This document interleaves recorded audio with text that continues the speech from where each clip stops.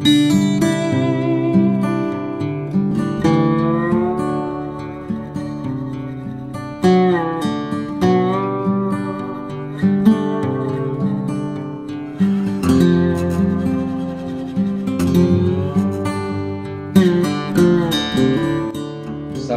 warahmatullahi wabarakatuh.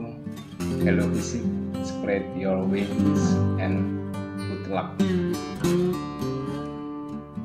Dalam video pembelajaran fisika kali ini kita akan membahas tentang strategi penyelesaian soal Olimpiade Fisika SMA tingkat Kabupaten tahun 2020 untuk soal nomor 5. Ayo pintar belajar fisika, let's be smart to learn physics. Go. Soal OSNK Fisika SMA tahun 2020 nomor 5. Dua benda bermassa M1 dan M2. M1 lebih besar daripada M2, berada segaris dan di atas bidang datar yang kasar dengan koefisien gesek statis dan kinetiknya bernilai sama, yaitu mu. Awalnya benda 1 berada di sebelah kiri benda 2 yang diam sejauh L dan diberi kecepatan sebesar V1 ke kanan. A. Tentukan syarat yang diperlukan agar benda pertama menumbuk benda kedua.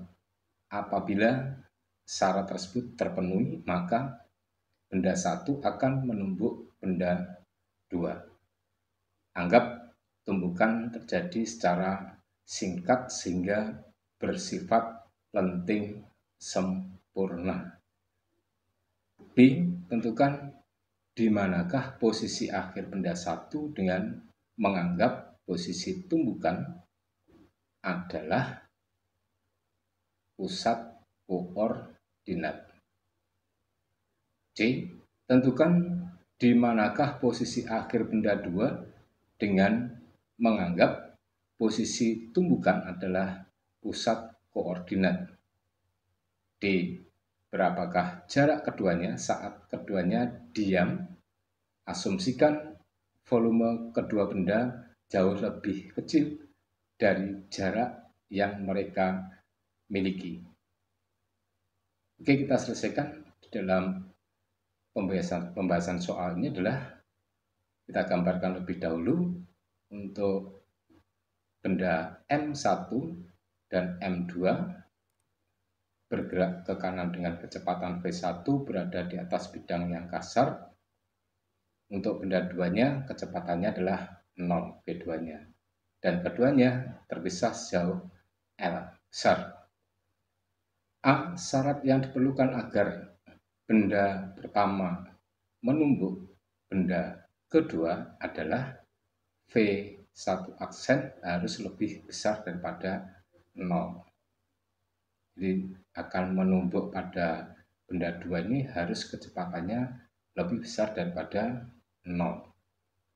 Kenapa? Karena ada digesek oleh permukaan bidang yang memiliki koefisien gesek mu, sehingga muncul gaya gesek sebesar F kecil, dan kemudian dinyatakan bahwa benda M1 itu punya berat sebesar M1G dan permukaan bidang punya gaya normal terhadap benda M1 adalah sebesar N. Gaya gesek adalah koefisien gesek kali gaya normal. Jadi berlakulah di sini hukum 2 Newton, yaitu sigma F sama dengan M kali A. Gaya yang bekerja adalah gaya gesek, berarti F kecil sama dengan M kali A. Dan akhirnya untuk benda M1 tadi akan bisa menumbuk benda M2. Nah, karena adanya gaya gesek dengan munculnya gaya hukum 2 Newton ini, maka percepatan A-nya gerak dari M1 ke M2 ini adalah sama dengan mu M1G per M1, sehingga M1 saling meniadakan, sehingga untuk besarnya percepatan yang ditimbulkan adalah mu G. Berdasarkan rumus dari GLBB, V kuadrat sama dengan V0 kuadrat min 2AS. Maka untuk V1 aksen kuadrat sama dengan V1 kuadrat min 2AS, dengan catatan di sini kecepatannya harus lebih besar daripada 0 ya. Sehingga V1 kuadrat min 2 mu GL lebih besar daripada 0. Kita dapatkan persamaannya adalah V1 kuadrat lebih besar dari 2 mu GL. Maka untuk V1 ini yang harus diberikan pada benda adalah lebih besar dari akar 2 mu GL. Untuk B, posisi akhir benda 1 dengan menganggap posisi tumbukan adalah pusat koordinat. Berlakulah hukum kekalahan momentum, yaitu M1V1 aksen sama dengan M1V1 double aksen plus M2V2 aksen. Jadi untuk benda M1 memiliki kecepatan baru setelah menumbuk adalah V1 double aksen. Untuk M2-nya kecepatan barunya adalah menjadi V2 aksen. Berdasarkan hukum kekalahan momentum ini, kita dapatkan besarnya M1 V1 aksen min V1 double aksen sama dengan M2 V2 aksen sebagai persamaan nomor 1. Berdasarkan dari hukum kekalahan energi kinetik, maka M1 V1 aksen kuadrat sama dengan M1 V1 double aksen kuadrat plus M2 V2 aksen kuadrat. Jadi untuk yang sebelah kiri hanya M1 V1 aksen kuadrat saja, karena untuk M2-nya energi kinetiknya adalah 0. Sehingga M1 V1 aksen kuadrat dikurangi V1 double aksen kuadrat sama dengan M2 V2 aksen kuadrat. Kita dapatkan persamaan yang kedua, yaitu M1 V1 aksen min V1 double aksen kali V1 aksen plus V1 double aksen sama dengan M2 V2 aksen kuadrat.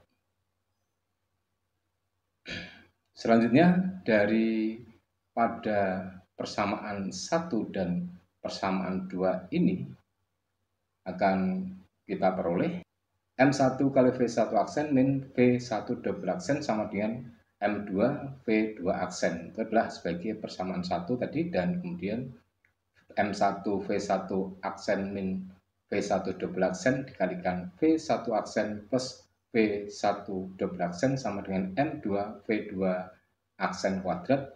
Itu adalah sebagai persamaan 2 tadi.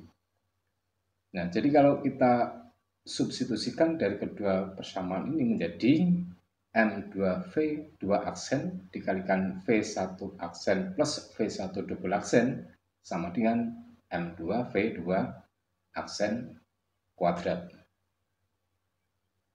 Nah, maka untuk besarnya M2 V2 aksen sama dengan M2 V2 aksen kuadrat ini saling meniadakan M-nya, sehingga V1 aksen plus V1 double aksen sama dengan V2 aksen.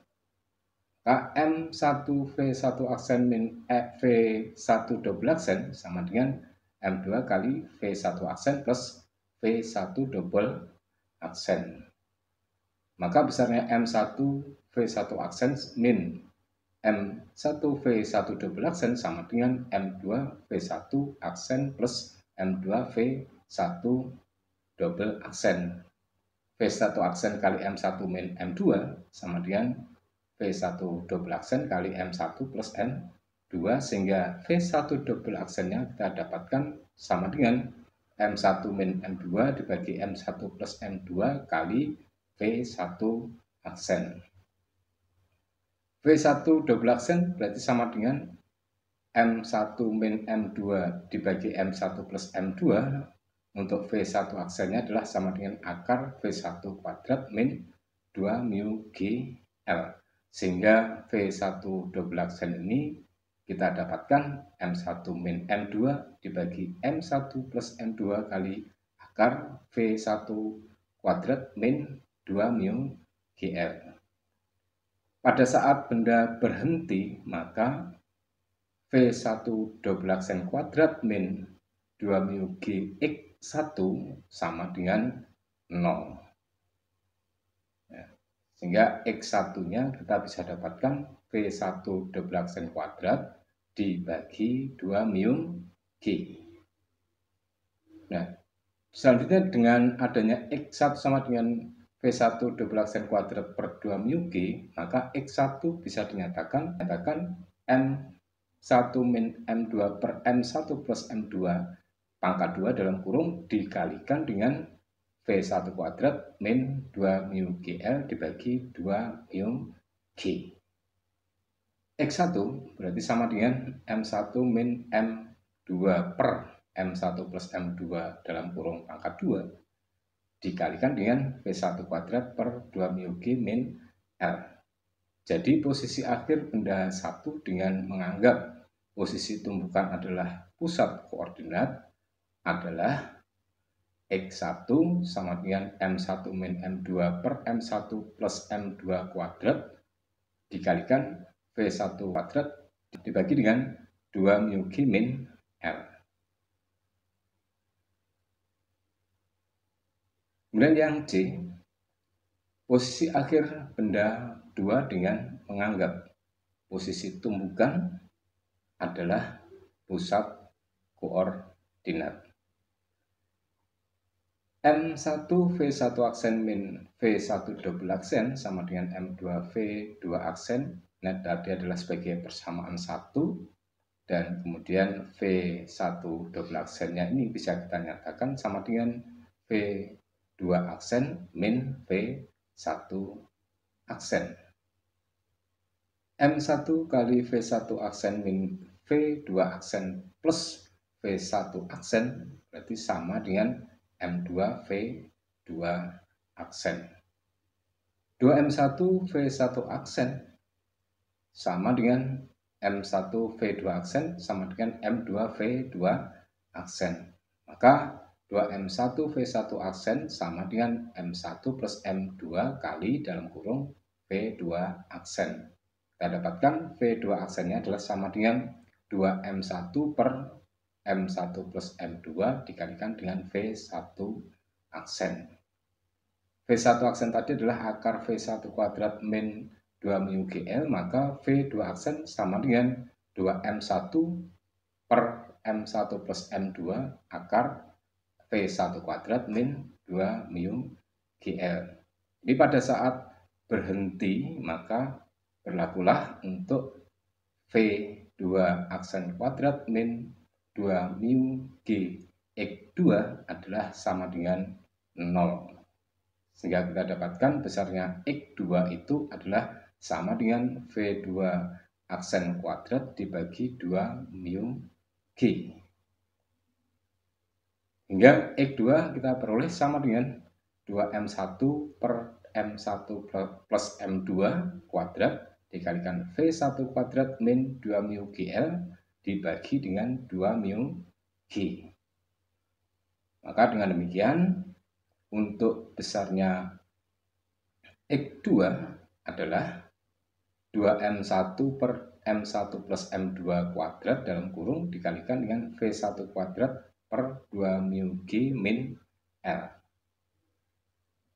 Jadi posisi akhir benda dengan menganggap posisi tumbukan adalah pusat koordinat adalah X2 sama dengan 2M1 per M1 plus M2 pangkat 2 dalam kurung dikalikan V1 kuadrat per 2 mu G min L. Di jarak keduanya saat keduanya diam. Asumsikan volume kedua benda jauh lebih kecil dari jarak yang mereka tempuh. Delta X sama dengan X2 min X1. X2-nya adalah 2M1 per M1 plus M2 pangkat 2 dikalikan V1 kuadrat per 2 mu G min L. X1-nya adalah M1 min M2 per M1 plus M2 kuadrat dikalikan V1 kuadrat per 2 mu G min L. Sehingga dengan demikian kita peroleh di sini dalam kurung 2M1 per M1 plus M2 kuadrat dikurangi M1 min M2 per M1 plus M2 kuadrat kurung tutup dikalikan V1 kuadrat per 2 mu G min L sama dengan 4M1 kuadrat min M1 kuadrat min 2M1 M2 plus M2 kuadrat dalam kurung dibagi M1 kuadrat plus M1 kuadrat plus 2M1 M2 plus M2 kuadrat kali V1 kuadrat per 2 mu G min L sama dengan 3M1 kuadrat plus 2M1 M2 min M2 kuadrat dibagi M1 kuadrat plus 2M1 M2 plus M2 kuadrat kali V1 kuadrat per 2 mu G min L. Jika dinyatakan bahwa M1 per M2 itu adalah nilainya konstan, yang kemudian kita nyatakan dengan nama lambang Riemann, maka untuk besarnya Riemann adalah sama dengan M1 per M2. Maka delta X akan kita peroleh besarnya sama dengan 3 Riemann kuadrat plus 2 Riemann min 1 dibagi Riemann kuadrat plus 2 Riemann plus 1 kali V1 kuadrat per 2 mu G min L. Demikian strategi penyelesaian soal Olimpiade Fisika SMK tingkat kabupaten untuk soal nomor 5 tahun 2020. Semoga dapat membantu persiapan Anda di dalam menghadapi Olimpiade Fisika tingkat kabupaten yang akan datang. Salam fisika, bentangkan sayapmu, and good luck. Wassalamualaikum warahmatullahi wabarakatuh.